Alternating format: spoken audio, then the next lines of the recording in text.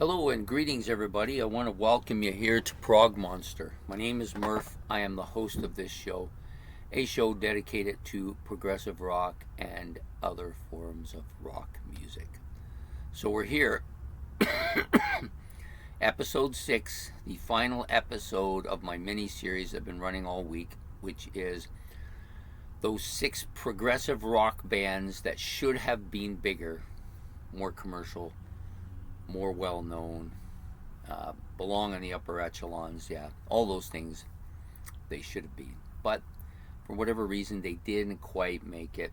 Um, most of them, I think, was because they weren't really that successful in North America initially, and I think that's what hurt them. But overall, I think all these bands, despite the fact that they may not have made the commercial breakthrough that some of these other bands like Yes and Genesis and you know, Pink Floyd, E.L.P, those bands all made it. But even though they didn't maybe quite have that kind of commercial success, they certainly belong up there with those bands, in my estimation.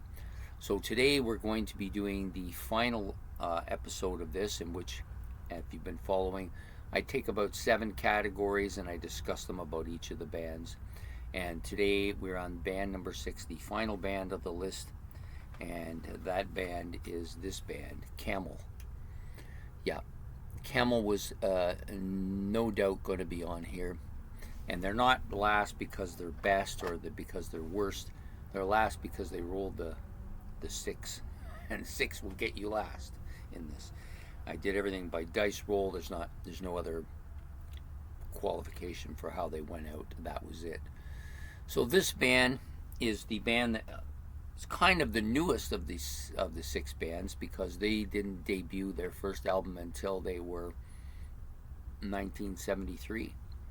So fairly late compared to the other ones, where almost all of them were 70 or 71, and King Crimson was 69.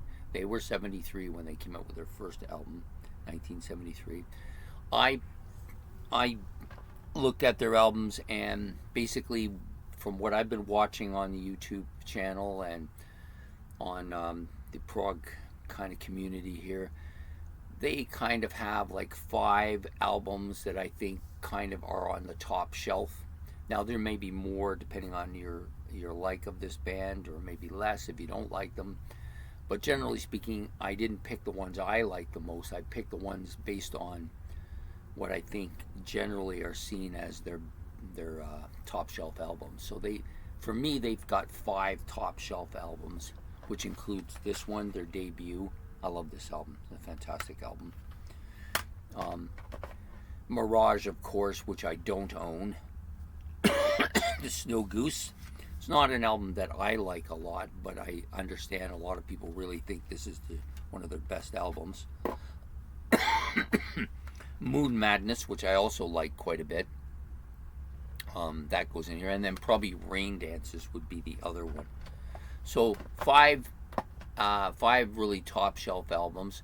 Their Magnus opus, I think, would probably be Mirage, although some people may say Moon Madness would be their either one of those two.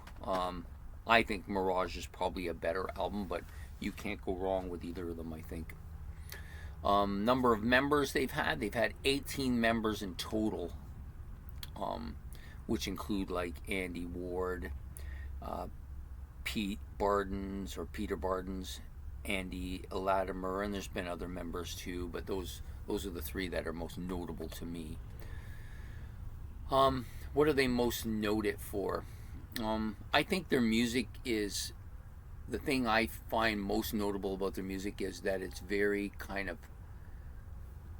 compared to some of these other bands, it's a lot quieter of a music. It's more pastoral, if you prefer, more laid back, not nearly as aggressive as some of these other bands, but really good, but just not the same. Not as much vocals. They tend to do a lot more instrumentals than a lot of the other bands as well.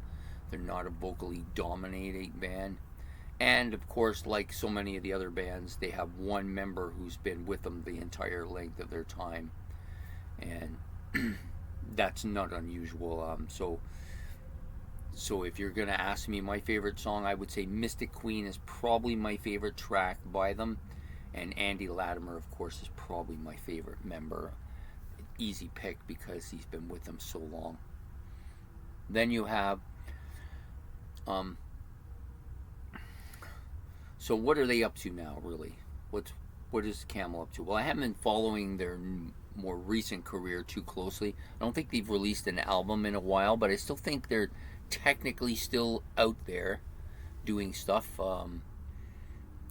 I'm not sure exactly what their status is, but that's my general understanding is they're still together and they're still maybe going to tour. Maybe they might put out another album. I'm not sure. I haven't seen anything, and at least I didn't write anything on my notes. And so let me check here just to make sure. Yeah, it's been a bit of a while since they've done anything, but they're not technically disbanded or anything like King Crimson, but still very a very good album. Their music changed quite a bit as they got later away from the 1970s, became a little bit more commercial oriented music. I'm not really sure what it is like now. For the 6 bands we've done, although I do like the stuff that I have quite a bit and have been listening to it, I'm still not as 100% familiar with them as I am with some of the other ones.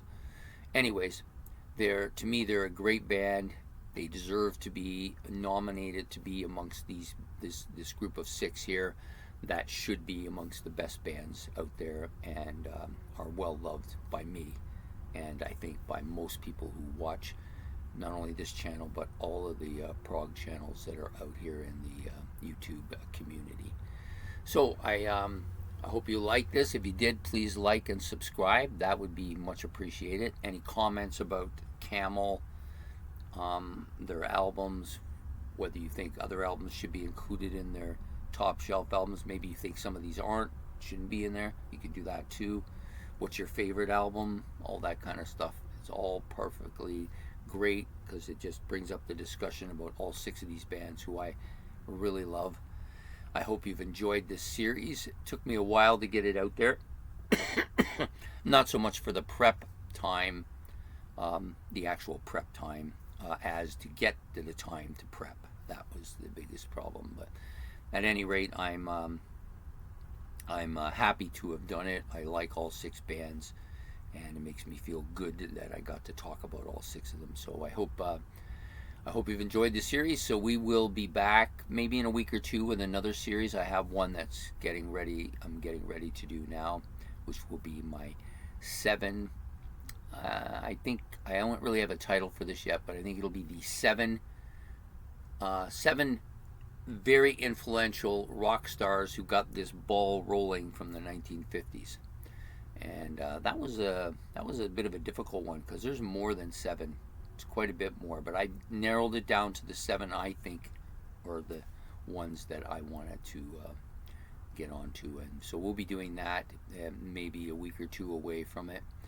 I want to do a little bit more listening to their stuff and research before I get into it. So anyways, I hope you've had a good time, and we will see you again on the next series. So take care and goodbye.